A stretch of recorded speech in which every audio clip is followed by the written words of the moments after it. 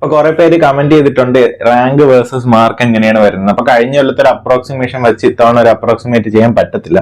അപ്പോഴത്തേക്കും കുറെ കാര്യമുണ്ട്. ഒന്നാമത്തെ കാര്യം, ഒരുപാട് ആപ്ലിക്കൻസ് കഴിഞ്ഞ കൊല്ലത്തിനെക്കാളും കൂടി. എക്സാം 6 ഷിഫ്റ്റ് കൂടുതൽ ഷിഫ്റ്റ് ഉണ്ടായിരുന്നു.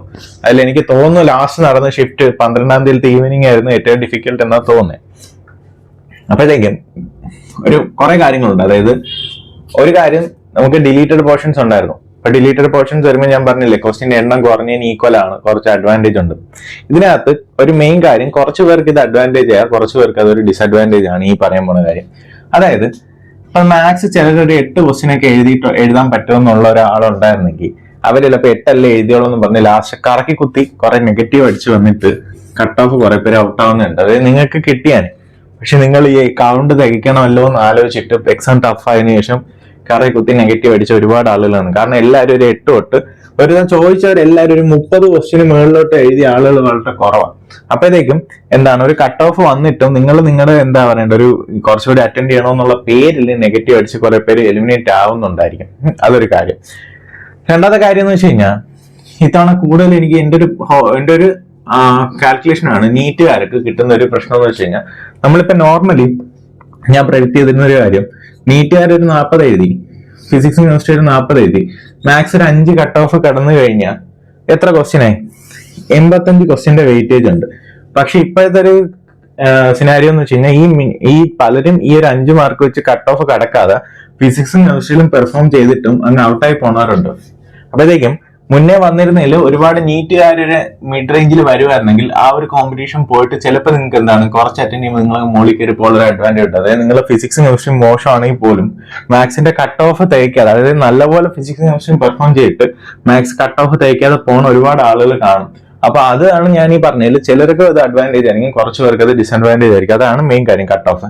ഇനി വേറൊരു കാര്യം ചിന്തിക്കാന്ന് വെച്ച് കഴിഞ്ഞാൽ, ഈ ഒരു സിനാരിയോ നമ്മൾ നോക്കുമ്പോൾ നമുക്ക് ഈസി ഷിഫ്റ്റ് ആകുമ്പോൾ ചിലപ്പോൾ കട്ട് ഓഫ് കിടക്കാൻ എളുപ്പം. അപ്പൊ ഈസി ഷിഫ്റ്റ് വന്നപ്പോൾ 10 മാർക്ക് കിട്ടി. പക്ഷെ ഡിഫിക്കൽട്ടി ഷിഫ്റ്റ് വന്നപ്പോൾ 9 മാർക്കോ 8 മാർക്കോ ആയിപ്പോയി. കാരണം ഷിഫ്റ്റ് വൈസ് ഡിഫിക്കൽട്ടി. അപ്പൊ നിങ്ങളെ ഷിഫ്റ്റ് വന്നതും ചിലപ്പോൾ എന്താണ്, നിങ്ങളുടെ ഒരു പാസ് ആവാനുള്ള പ്രോബിലിറ്റി അങ്ങോട്ടും ഇങ്ങോട്ടും ബാധിക്കും. അപ്പൊ ഈ കുറെ കാര്യങ്ങൾ പ്ലസ് ആപ്ലിക്കൻസിന്റെ എണ്ണം കൂടുതൽ, എക്സാം ടഫ് ആയത്, ഇതൊക്കെ വെച്ചായിട്ട് നമുക്ക് റാങ്ക് വേഴ്സസ് മാർക്ക് ഒരിക്കലും പ്രെഡിക്ട് ചെയ്യാൻ പറ്റത്തില്ല. അതായത് കഴിഞ്ഞ കൊല്ലത്തെ വെച്ചിട്ട് നിങ്ങൾ ഒരിക്കലും ഗസ് വർക്കിലോട്ട് പോവാതിരിക്കാം. അപ്പൊ ഇതാണ് മെയിൻ കാര്യം. അതായത് നമുക്ക് കഴിഞ്ഞ കൊല്ലം ഒരു അപ്രോക്സിമേറ്റ് ഐഡിയ ഉണ്ടായിരുന്നു, ഒരു 150 ക്വസ്റ്റ്യൻ എഴുതി കഴിഞ്ഞ് കഴിഞ്ഞാൽ ഏകദേശം ഒരു അണ്ടർ 500 വരുമെന്ന്. പക്ഷെ ഇത്തവണ 150 എഴുതുമെന്ന് വെച്ച് കഴിഞ്ഞാൽ, ഒരു മോക്ക് ടെസ്റ്റ് എഴുതുമ്പോൾ ഒരു 50 ക്വസ്റ്റ്യന് മുകളിൽ എഴുതിക്കൊണ്ടിരുന്നവർ പോലും പരീക്ഷ സമയത്ത് 30 ക്വസ്റ്റ്യൻ ഒക്കെ എഴുതിയിട്ടുള്ളൂ. പക്ഷെ എന്താണ് പറയുന്നത്, നെഗറ്റീവ് അടിക്കാതെ എഴുതണമെന്ന് ഞാൻ പറഞ്ഞുകൊണ്ടായിരിക്കും ചിലപ്പോൾ പലരും എന്താണ് ഇങ്ങനെ റെസ്ട്രിക്ട് ചെയ്ത് എഴുതിയത്.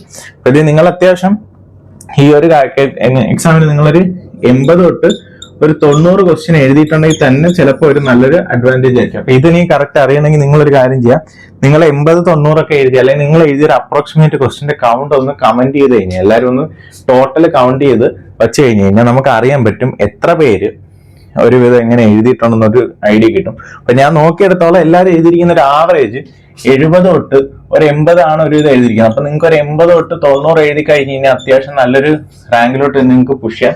ഒരു 100-110 ഉണ്ടെങ്കിൽ അത് ഇപ്പോഴത്തെ ഒരു സിറ്റുവേഷനിൽ ഒരു ബെസ്റ്റ് ആണ്. അല്ലെങ്കിൽ ഒരു 120 ഉണ്ടെങ്കിൽ അത് നല്ലൊരു ബെസ്റ്റ് ആണ്. കാരണം ഇപ്പോഴത്തെ ഒരു എക്സാമിന്റെ ഇത്രയും ടഫ്നെസ് വെച്ചിട്ട്.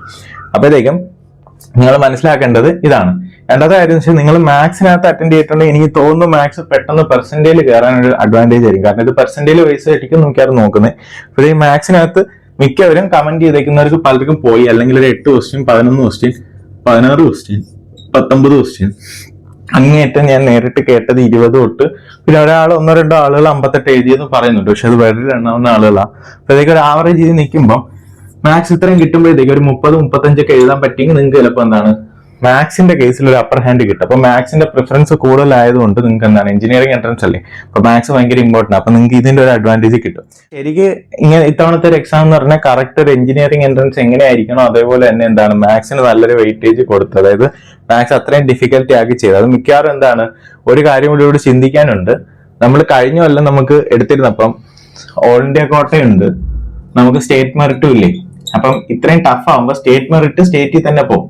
പക്ഷെ ഓൾ ഇന്ത്യ കോട്ട ടഫ് ആകുമ്പോൾ ഈ കൊല്ലം അതർ സ്റ്റേറ്റ് സ്റ്റുഡൻസിന്റെ എണ്ണം നല്ലപോലെ കൂടിയിട്ടുണ്ട്. അതായത് ഒരുപാട് സ്റ്റേറ്റിലുള്ള പിള്ളേരെ ഒരു 95% ജെഇ കിട്ടിയവർ പോലും ക്യൂസായിട്ട് പ്രിഫർ ചെയ്യുന്നുണ്ട്.